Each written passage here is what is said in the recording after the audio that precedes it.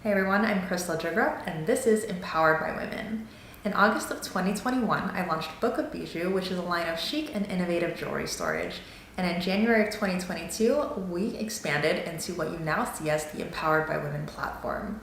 I really wanted to create a centralized space where we can really put emphasis on our mission of women empowerment and community over competition. It really truly does fill my cup to be surrounded by so many of you inspiring women, and the energy that you bring to me and our platform on a daily basis is unmatched. You really all do fuel me with so much motivation to continue doing what I'm doing, and for that, I thank you. Before we jump into the episode, please be sure to follow or subscribe to us wherever you are listening, whether you're watching on YouTube or you're listening on your favorite podcast platform. And also don't forget to share your favorite episodes with your fellow female founders so that we can continue growing our platform and furthering our mission. All right, let's go ahead and jump into this next interview with another incredible woman in entrepreneurship that I know you guys are going to absolutely love. Today we have the incredible Paige Frisone. She is the founder of Inner Realm Wellness. She is a subconscious health practitioner, a published writer, a speaker, a global speaker, really, and someone that I've also connected with through Women Thrive, which is so funny, just all these little connections that I've been seeing from Women Thrive, which we're going to dive into. But first and foremost, Paige, before I get too much into your story, thank you so much for joining us today. Oh, thank you for having me. I'm just so excited. I feel like I'm already beaming ear to ear, but it's amazing to be here. I'm excited to dive into some really good content today. I am excited as well. For those of you that have no familiarity with Paige, I've been listening to a little bit of her story, from past podcast episodes that she's done or lives or whatever. And you will see that she is such an incredible and profound speaker, and you will just feel all of her energy just exuding from our conversation. I already know it. Obviously, I can't tell the future. I don't know what our conversation is going to look like and what exactly we're going to dive into, but just know that this is going to be a good one. So I'm super excited about it. So Paige, before I get too carried away with, telling the world about your story and who you are, why don't you go ahead and take the mic? Tell us about your background and how that led you to doing what you're doing now and what exactly that all encompasses.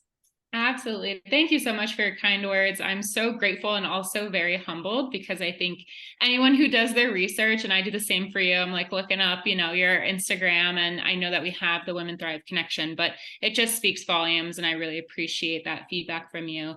So as you mentioned, I am a subconscious health practitioner. I essentially serve people struggling with depression, anxiety, trauma, and addiction to heal on a cellular level by locating the root emotions and memories that are living in the 95% of the invisible brain. So I do this really because I'm passionate about helping people know that they're designed to heal no matter what, regardless of diagnoses and limiting beliefs and life circumstances. And that work is simply fueled by having lost a decade of my own life to anorexia, depression, anxiety, self-harm, trauma, and ineffective prescription medication. So I was really subject to the revolving door, as I call it, where I was in and out of different levels of intensive care for more than a decade. And I got to a place where I had to ask myself, after learning the meditation techniques, after learning the mindfulness and the cognitive behavioral therapy, and after learning all of these self-awarenesses about me, why wasn't I getting any better? In fact, why was I getting worse? And I had to do a lot of separating from the conventional medical system, as well as just the conventional societal messaging that we're taught, that we're just kind of here to struggle and suffer, and it is what it is.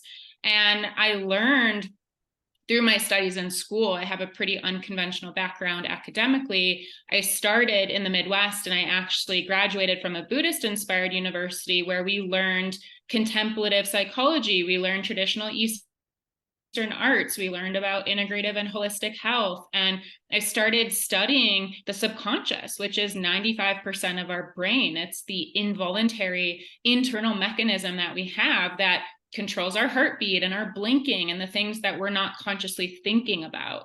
And so I learned that at the root of all of our physical symptoms are stuck emotions that haven't been processed.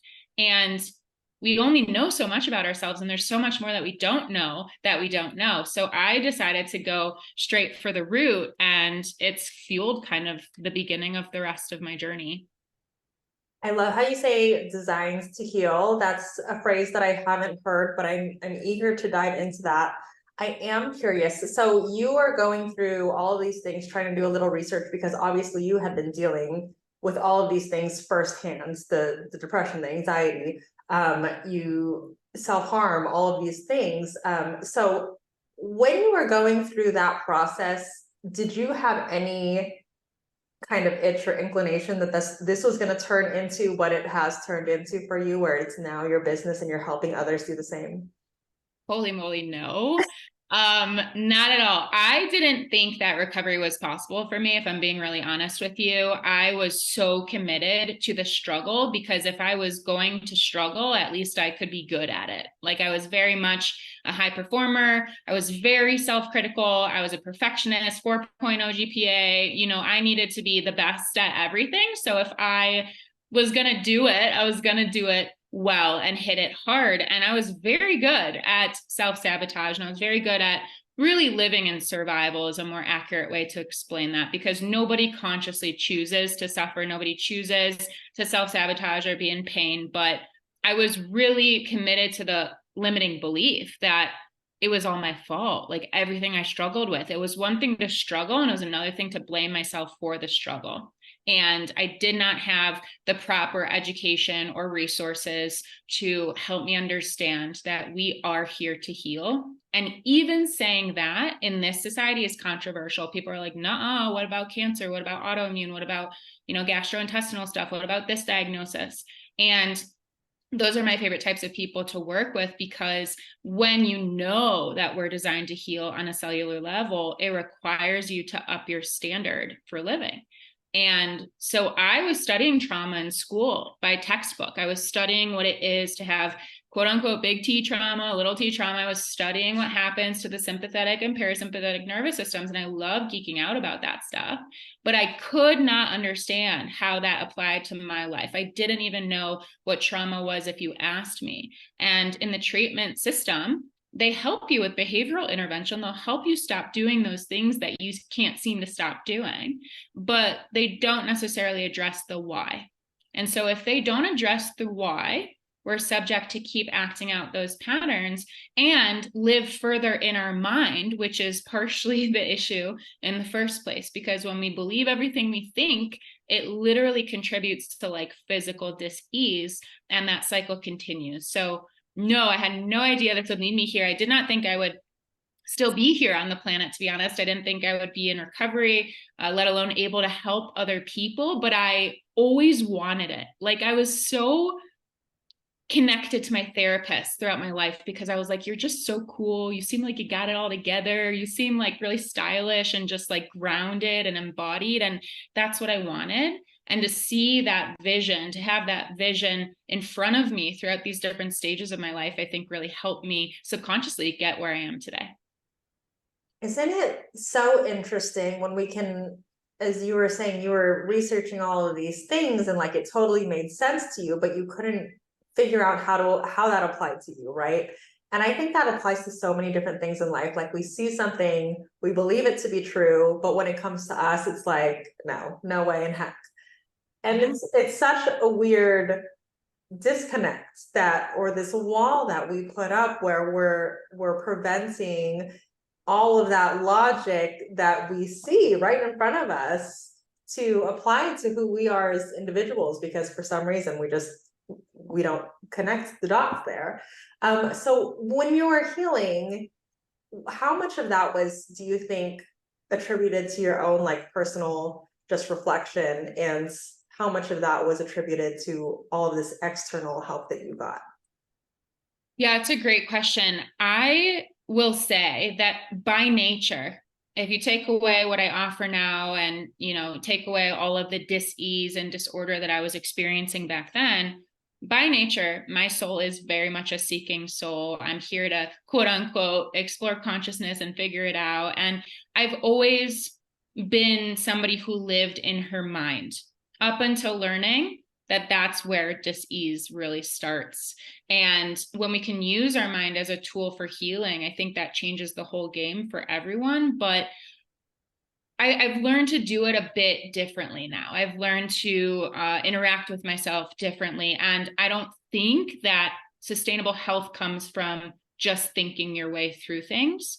I think there has to be a balance of action paired with understanding for things to be sustainable. And what I love about the subconscious work is that I would never in a million years think that what I'm currently experiencing, whether it's a headache, stomach ache, feeling insecure, feeling, sensitive or anxious or whatever my present experience is, would be attributed to a memory of mine from when I was 2 years old, or when I was in utero, or maybe it's a past life, or maybe it's a generational pattern. Like, I would never consciously think to attribute my present experience to what's living subconsciously under the surface. And that's why it can be like a more expedited process to do subconscious work, because when you go into a talk therapy environment, and I love talk therapy for what it's used for, but it'll never address what you think needs to be addressed in that moment to shift the pattern at the root.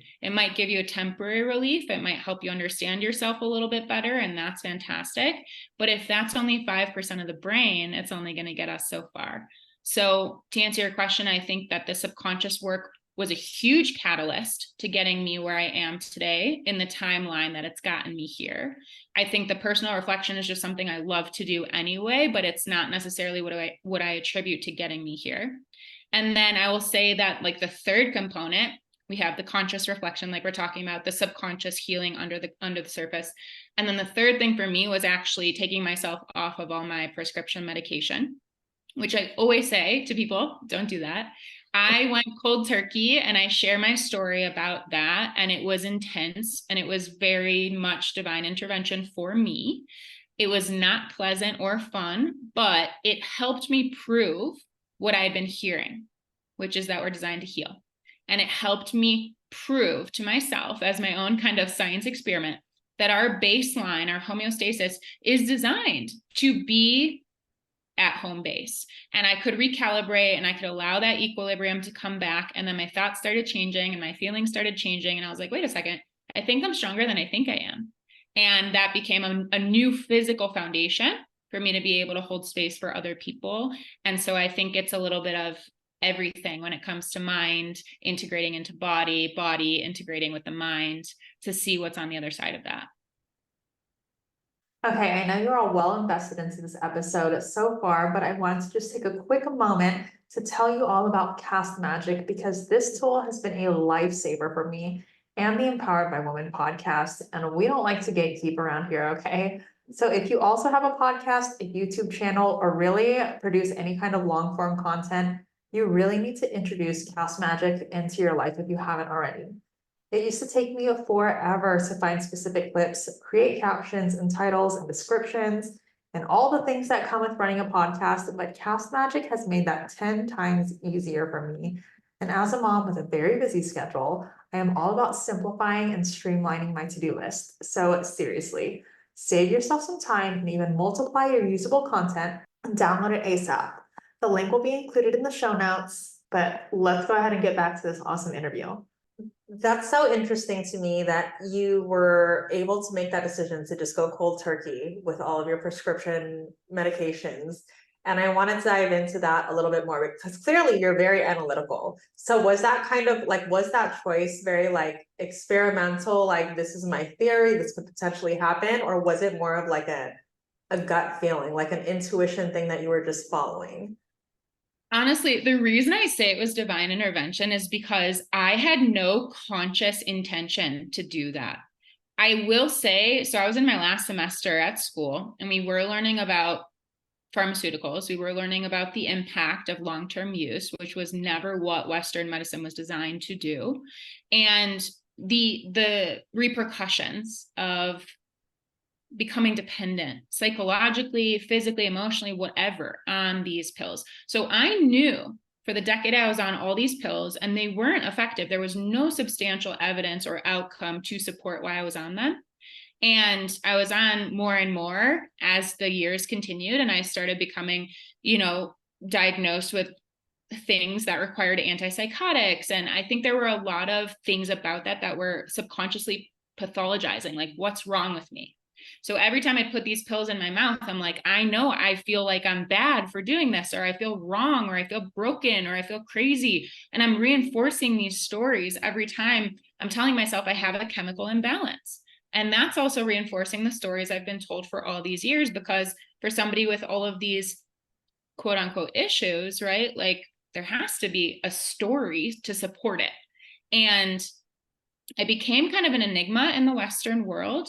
So my senior year of college, when I'm learning about all these things, I started growing very reluctant, just reluctant. Like, at first it was indifferent. I was like, I don't want to take these, but I'm habituated to take them, so I'm just going to take them anyway. And then I would start to question, like, why am I doing this? And then I started getting really angry, because I was like, I don't want to have to do this anymore. And so I think that was all going on under the surface. I wasn't really consciously aware of it, but no joke, I kid you not. I remember looking at my pill bottles empty and just being like, I'm not going to refill those. Like, you can't ask me to do that. It's just not something I want to do anymore. And I was like 10 days or 2 weeks off of them before I was like, oh gosh, I should probably tell somebody. I should probably tell my therapist. I should probably tell my psychiatrist. I should probably let people know that I'm like not on the protocol anymore. And my therapist, this person has been monumental in my life. I wouldn't be who I am without her influence. I remember reaching out to her because she's very unconventional. I'm very unconventional. She's pretty non-clinical, which I appreciate. And she was like, listen, if you're already 10, 12, 14 days off these things and you're not suicidal, you're not going through like a heavy detox, you're not experiencing X, Y, or Z, like, what does your intuition say? If it says stay the course, I'll support you. If it says go back on, I'll support you. And she kind of gave me permission to follow my true north, which I was so blessed and grateful for. And then, of course, my psychiatrist dropped me right away because I became a liability to not follow that protocol. But, for those 2 weeks, I go into what I call the cave. It was very dark. It was very dense. It was brain fog. It was like dissociation. Where am I? What is time? And at the same time, I could feel that there was something on the other side of that if I could just stick it out. And if I'm being really honest, it took probably 2 years to recalibrate fully. And it came in stages. And it felt like a sobering process. It felt kind of like if I went through withdrawal from chronic drug and alcohol use, all of a sudden I'm like having a direct experience with life. I could directly feel my feelings. I could directly think in a different way. And I just felt very new and fresh and young and kind of naive, because I'm like, wow, here I am at age 26 and I feel like for the first time I'm getting it, So that was a little bit of my journey. I love that it started with like a hint of rebellion, and it started with asking, right? Being willing to ask the question, like, why am I even doing this? What is it doing for me? Because so often we get so stuck in this routine, right? And like what you said, like, society tells us we need all these things. So just by habit and just by nature, we're just, okay, sure, whatever, going through the motions, not willing to, or even thinking to question anything, because it's so part of our daily routine. But getting to that point where you are willing to ask the questions, that's really where that pivotal moment in your journey begins. And you are willing to ask that question, and not only ask the question, but stick it out, right? And it's so real, your story, because it wasn't just this immediate shift. Like, I stopped taking it, I felt better, I was healed, it was magic. It's a process. And that's really for anything. Once you start kind of shifting the status quo of how everything is supposed to be, you'll start to see all those little things like, okay, things are starting to change. Some doors are opening, some things are closing, things are getting weird. But you have to be willing to stick it out, which is what you did. And you've found this kind of peace within yourself and happiness, right? So I want to go back to the self-sabotaging piece that you mentioned. So what was that kind of like mindset shift to recognize that you were in that pattern of self-sabotaging? And because it is more than just, self-reflection, did you have any methods to keep you accountable in that process? It's an amazing question. Yes. So how do I go for this? This is a big one. Self-sabotage is really, I have so much compassion for that pattern because I think so many people struggle with it. And really what it is the mind, body, and spirit, sometimes all at once and sometimes separately, working to protect us in whatever way they can. And so if that means the mind and body are at war, all we can really feel or perceive at that time is like chaos. But there is wisdom in it. And at the time that the self-sabotaging is occurring, I feel like there's no ability to be aware that this is happening for a wise reason. And so it's like chaos begets chaos begets chaos. And for me, one of the most linear things I can connect self-sabotage to was the self-harm. And I don't talk about this often, but the self-harm for me was the stopping of the self-harm for me was a huge spiritual experience, similar to how getting off medication was kind of divine intervention. And I suffered from 7 years of chronic night terrors when I was a kid. So I was subject to these psychic invasions every single night where I would be attacked. I'd wake up in the morning, not having any recollection of what had happened, but there'd always be an episode in the night where I would wake up screaming bloody murder. And it was as though my space was just being invaded and I would see certain things and I wouldn't be able to name them verbally to anyone. So it felt like my original memories in life were very much ones of fear and paralysis and not having a voice. And that continued into a lot of this decade when I was at my worst manifestation of sickness, because when I self-harmed, I started to learn that every single time I did that, I would experience psychic attacks that night. So I'd go to bed, same thing would happen. I'd have these lower level energies or these shadow beings or whatever you want to call them, these entities coming into my space and essentially preying on my low vibration. So I got to a place of severe spiritual crisis because I'm starting to think to myself, why is it that the universe is punishing me for already struggling? Isn't the struggle enough, right? Isn't me hating myself enough? Why can't I just take my time to figure it out? And I felt very victim mindset-y at that time because I was like, listen, I'm struggling with my body. I'm struggling with my emotions. Like, I'll get there when I get there, but give me time and space. And it was the hardest lesson of tough love I've ever learned, because when I started tracking the pattern that every time I self-harmed, there were repercussions for that, I started then thinking in a different way of like, oh, if there are repercussions for self-sabotage or self-loathing or self-hatred or whatever it is, then there have to be rewards or positive feedback for loving yourself. And so it prompted this curiosity of like, is that true? Does A plus B equals C in this formula, right? If I hate myself and the universe is showing me that bad is going to create more bad is going to create more bad, then maybe good creates more good creates more good. And so by the law of contrast, right, for every negative, there's an equal and opposite positive. I started exploring the curiosity of that, of, oh, what would it be to love myself? And mind you, this took many years, right? This is not an overnight thing, but I did stop the self-harming directly as a result of those entities that were coming in and kind of re-traumatizing my system. And they did stop. And so that in itself, that commitment, that decision to love myself even in that way, by just stopping the self-sabotage pattern, I could feel my vibration start to shift. And then my relationship to the world started to shift as well. I love the way you put that. And I've never like really considered it in that way, right? And you're so right about this victim mentality where we kind of get stuck in this place where it's like, I'm already suffering, like why do bad things always happen to me? Mm-hmm. But it's essentially because you're keeping yourself in that low vibration and you're keeping yourself in that space and not willing to elevate yourself to a place of self-love. But when you speak of self-love, that is, of course, easier said than done.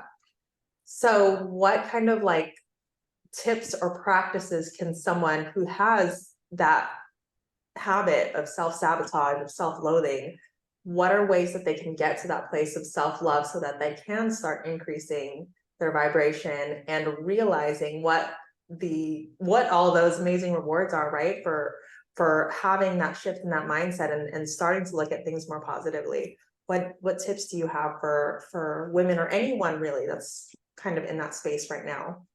Yeah, this is so important. I appreciate the question because I find that in society, it's easy to get on the pendulum where you can jump from self-hate to self-love. And I would be very cautious about that desire or that temptation because it's not sustainable that way. It's kind of like a yo-yo diet. Like it's never going to help you actually shift the relationship with yourself to do that. And so what I would say is for every person, it's unique, right? Everyone's relationship to self and self-love is unique. And I think self-love has become one of those words that's very nebulous in society these days of what does it even mean anymore? So I would encourage everyone with pen and paper or whiteboard or computer, whatever you like, to map out for yourself a little bit of a bite-size milestone chart to see how you can work your way there. And that means every single day making one commitment to yourself. And that might mean stopping a particular behavior that's self-loathing before getting to active self-love. Because sometimes the stopping of the negative behavior is the self-love, right? So if that means one day I'm going to choose to drink 2 more glasses of water today than I usually do, awesome. If that means today I'm going to start my day with a slice of lemon in my water, awesome. If that means today I'm going to say yes to the cookie or say no to the cookie, awesome. Really, it's about working the self muscle. And the more you touch into yourself and you ask yourself every single day, do I want this or that? Does this feel better or does this feel better? Right? How do I feel when I think of this versus how do I feel when I think of that? Those types of inquiries are the act of self-love in motion. So it doesn't have to be this destination, but once you're on the journey of working that self-love, self-commitment muscle, I find that it's so much easier to have those grander gestures of telling yourself you love yourself, of giving yourself the hugs, of doing the baths and the meditation and the yoga and all of those more prided actions that we talk about in society. So I would really encourage massaging your way, taking it bite by bite, day by day, figuring out what that means and looks like for you, and use your intuition, because the second you ask yourself is the second you'll get an answer. I also love the idea of writing it down because then it becomes this tangible thing, right? Because of course, if you are on that pendulum where you're going back and forth between self-love and self-loathing, there's going to be days where you like are not in the headspace to be like, yes, self-love, I love myself, I'm awesome, whatever. You're in that self-loathing space. But if you're able to kind of go back and read all those days where you had all those little moments that did elevate you a little bit, that could be just the push that you know or you needed to recognize that it's possible, or even just to remind yourself and give yourself that little positive spark, even just for that day, right? Even if it's just that tiny little thing, all of those things can snowball into a more everlasting self-love, which is really the end goal. And Absolutely. and now look at you, you are in that place of everlasting self-love. And you're not only in that place for yourself, but you are sharing that with the world, and you are sharing your story with the world and impacting so many people with your story. So can you speak to us about the importance of being able to become vulnerable with your audience? I mean, of course, our audience is essentially all entrepreneurs. And for me, I think that authenticity and vulnerability is a critical piece in being successful as an entrepreneur. So can you speak on that and how that plays a role in how you connect with everyone and how you're building your business? Absolutely. This is critical for me too. And it's something that really jarred me, believe it or not. Like, I'm a very emotional person. I'm very sensitive and fluid. And at the same time, when I learned that you could be vulnerable, like when I was given permission and actually shown that I needed to be vulnerable in order to build my business, I was like, wait, what? I can bring all of me to the table. I can bring my authentic, holistic self here. That's wild. And there's curiosity in that for me too. I was like, let's see how deep I really can go. That said, while it's required and critical to be vulnerable in whatever business you have. For me, I'm in a service-oriented business that deals with helping people process emotions. So of course, we're going to be in that all the time. If you're doing something else like a marketing business or, you know, kind of visibility work, like that's different and that's going to look different for everyone. But I've had to learn how to have boundaries too, because I've toggled all ends of that. I'm like, oh, being vulnerable means no boundaries. Let me share everything and anything. And I've had to learn where I end and somebody else begins, right? And what is in service to share and what is something I'm willing to share and ready to share versus not willing to share and not ready to share, and how to work with all of those parts at any given moment. So yeah, I have learned recently, like within the last year, very quickly, that the world needs your story and that it is a disservice to withhold your heart from others, because the thing that you think you shouldn't say or can't say or won't say is potentially the exact thing that somebody else is needing to hear that can change their life. And working subconsciously, I work with the invisible. I love the invisible. I can feel it. We can all feel it, even if we can't, you know, tangibly know it's there. And so your invisible reach, your invisible impact in the world is infinite. And you might never know the impact that you have by being vulnerable. And it is like anything else, working a muscle. So just got to practice it. But I'm so grateful to be in safe spaces like this where I do get to share my story, because some of that is about having discernment of who can handle it, who can't, who can hold you, who can't, how to take care of yourself every step of the way. And I would encourage every single business owner, entrepreneur, solopreneur out there to work this inner muscle, because I treat business as an animate entity. It's living. It's a somatic reflection of me. It's the externalization of my insides.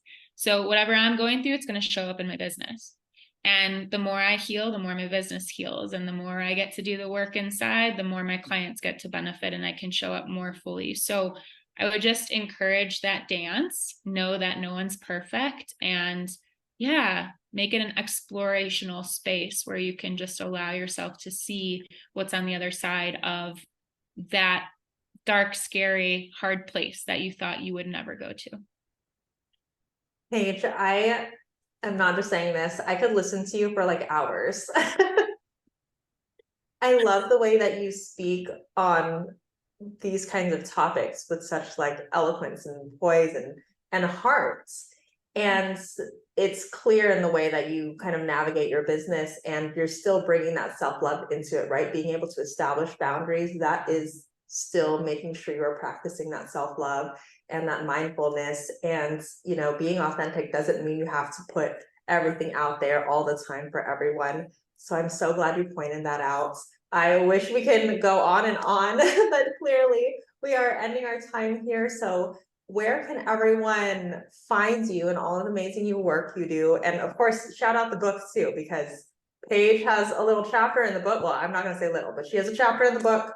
And if you want to dive into her story more, definitely read it. But go ahead, Paige, share all the places and the things. Yeah, thank you so much. Yeah, so actually a lot of what we chatted about today is in the chapter that I wrote in the Women Thrive Volume 2. It's entitled Inspiring True Stories of Women Overcoming Adversity. So I do talk about the coming off medication. I do talk about a lot of the eating disorder struggle, the mental health struggle, and certain things that we can all do within our family systems, within our internal system to heal sustainably. So you can locate that book at womenthrivesummit.com/book. And whatever country you're in, you can find your country and order that right away.